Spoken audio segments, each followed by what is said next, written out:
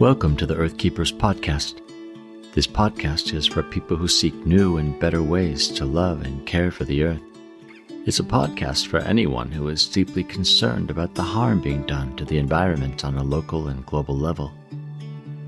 It's a podcast that builds community and connection between people of like heart and mind, people who believe that earth care should be integrated into every aspect of life, and for many in the Earth Keepers community, that includes our spiritual practices.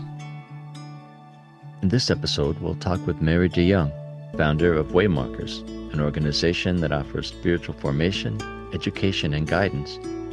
Our conversation focuses in part on the upcoming solstice on December 21st, that day in the wheel of the year when the northern hemisphere is tilted farthest away from the sun. It's the shortest and darkest day of the year, and traditionally marks the start of winter.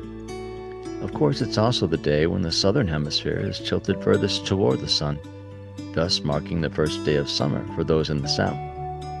In my conversation with Mary, she helps us to understand the significance of solstice, and from her home in the north, explains how solstice can be a time for wholeheartedly embracing the change of seasons, and even learning to love the dark days of winter.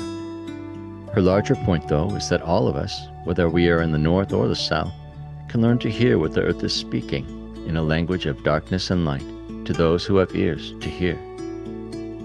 That's the story of the earth coming through, a story of the earth that speaks the language of light and dark and deep burial and resurrection. And to be able to witness that in your own particular places is a really, really powerful experience. Welcome, friends, to the Earth Keepers podcast.